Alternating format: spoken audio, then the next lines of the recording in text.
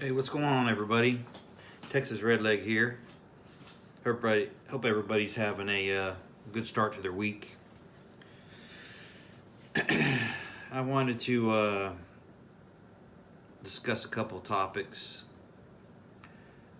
First of all, as many of you have probably realized, with regard to this election fraud or election irregularities, as they like to call it, it's quite apparent that the books have been cooked on this deal. So apparently, the only individuals that are interested in getting to the bottom of any type of voter fraud or election fraud is we the people. Apparently, we're the only ones that are interested because it seems like nobody else is giving a rat's ass about it. And you've got some legislators in the various states that have on the GOP side that have obviously had a panel and listened to complaints and evidence and witnesses. But I don't know. It just seems like nobody's really interested beyond we the people and concerned legislators. So that's a major concern of mine, and I know it is you guys too.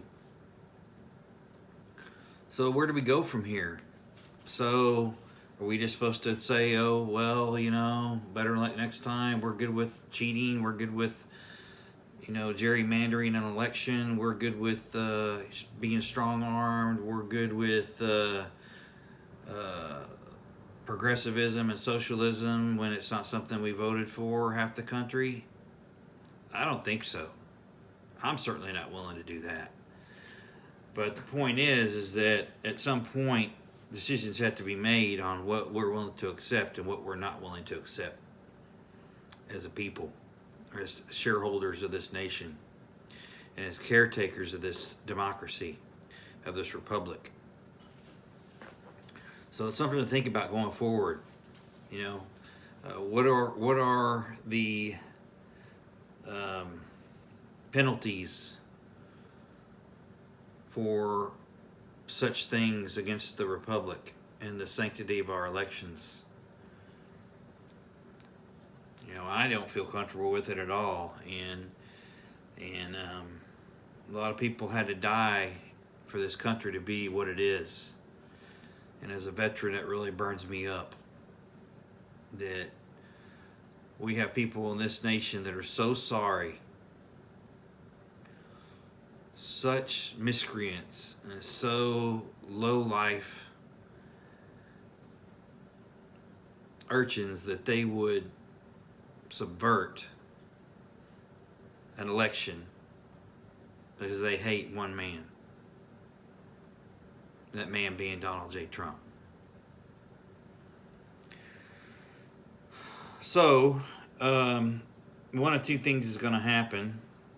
We're going to be okay with it, or we're not. And just wait until the next election ain't going to do it for me. Because if we let them steal this, you think they're not going to steal those two damn Georgia Senate seats down there? And get control of all of it, then do really what the hell they want. Wake up, people. This is the real deal. They don't give a rat's ass. They'll do what they got to do to get it done. That's a fact. And all their little enablers and all their little cronies and village idiots are perfectly fine with doing the dirty work for them. Believe it. Because it's probably going to happen. Which brings you to my second point tonight. Where you live in this nation matters. Okay? By now, if you don't know if your situation is going to improve or not, you probably need to be looking at other means of, setting up shop. Places to live that are congruent with your political affiliations, your lifestyle, etc., etc., etc. The state that you live in matters. Not only the state that you live in, the county or the parish that you live in matters. The city matters. I'll give you an example. State of Texas. The state as a whole is a very red state. Very red. Okay? You get into certain counties. Dallas County, Travis County, Austin, Bexar County, San Antonio, Harris County, Houston. You get into those big counties, those cities, totally blue. It's a damn shame. So, Governor Abbott, state governor of Texas, has vowed that he's not locking down.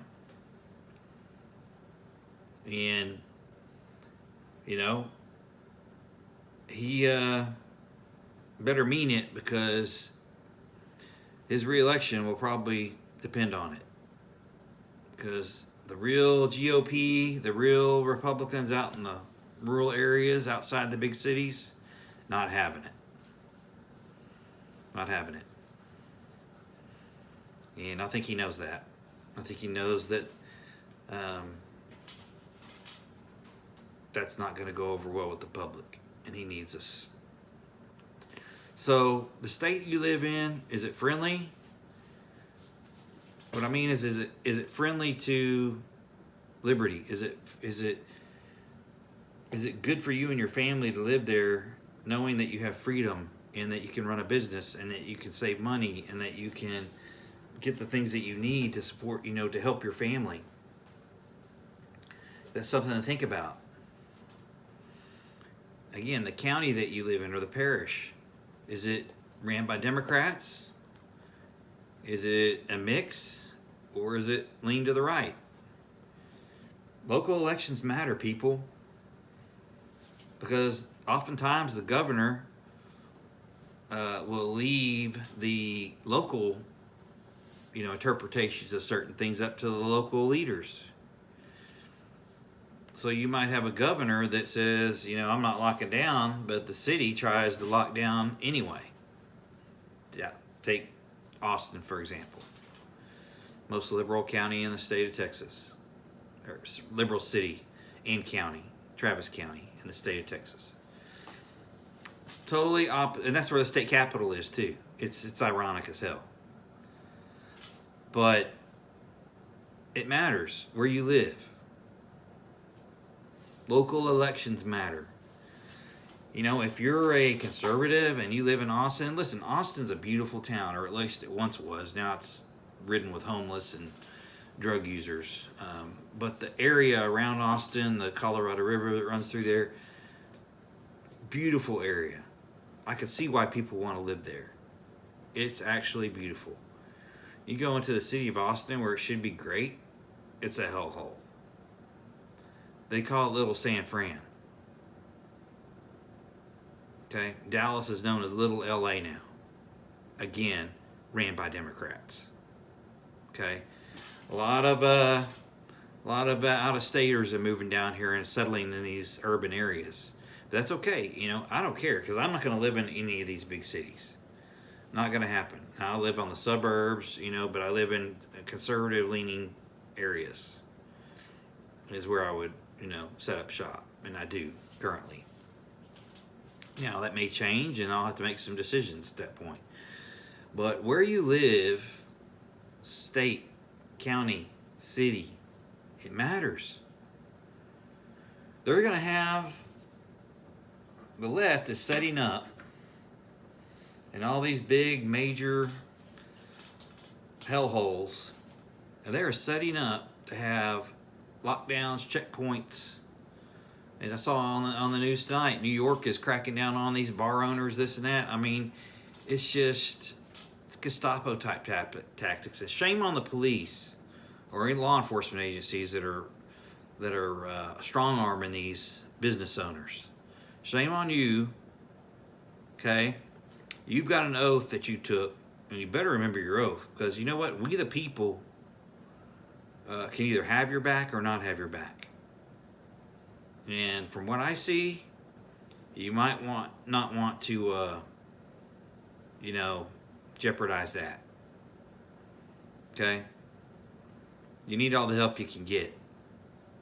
Because let me tell you something, when it comes down to the nut cutting, those guys up in New York, you know what Cuomo's going to do? He's going to leave your ass hanging out to dry. That's what he'll do. All right? Period. So, just remember, we the people wield some power too. So,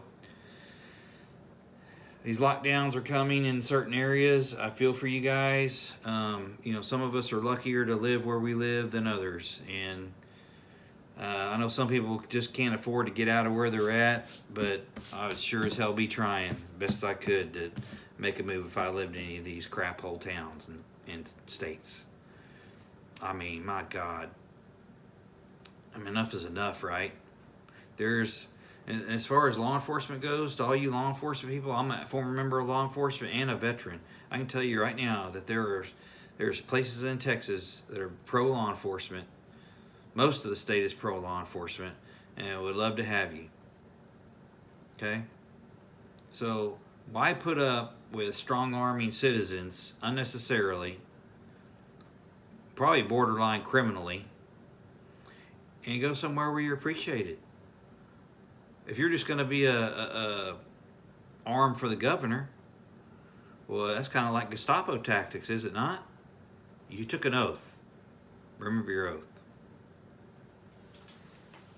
We the people got your back, but it can easily be taken away based on your actions and your behaviors. So, like I said, where you live matters. Where your kids go to school matters. All right? These freedom zones that people keep talking about. I'll be honest with you. If it was me, I'd probably just go ahead and secede from the United States if I was Texas. We don't need the United States for anything. We could wrap razor wire around Dallas, Austin, San Antonio, and Houston. They could just have at it. The rest of us will live great. Okay, it's the rural areas of Texas that have the scruples, okay? And contain the most freedom-loving patriots. All right? So these freedom zones you keep hearing about, these are, again, freedom-friendly locales that aren't participating in these maniacal lockdowns and invasion of privacy and general rights. Then you have these lockdown zones that I keep hearing about, like New York and these other Democratic ran states. So, something to think about, people. Where you live matters. Okay? So, I would encourage people to really consider that, because it looks like Biden's going to steal this thing, and he's got a lot of help along the way, apparently. So, I don't know what we're going to do about that. It depends on, I guess, what happens. But I would certainly anticipate him to take office on the 20th. And then whatever fallout comes from that, will just be that. And the freedoms will start to be stripped away at that point. The 2A will be under siege at that point. I would expect some executive orders immediately on day one that will affect the 2A. And I would hope that from now on, till January 20th, you will certainly be exercising your 2A rights to keep and bear arms, and you make other arrangements accordingly for the securement of those items for the future. Anyway, I sure hope you guys are doing all right. Please like, share, and subscribe. I really do appreciate your feedback. Appreciate the interaction. As always, keep prepping. Stack it deep. And above all else, long live the Republic. Y'all take care.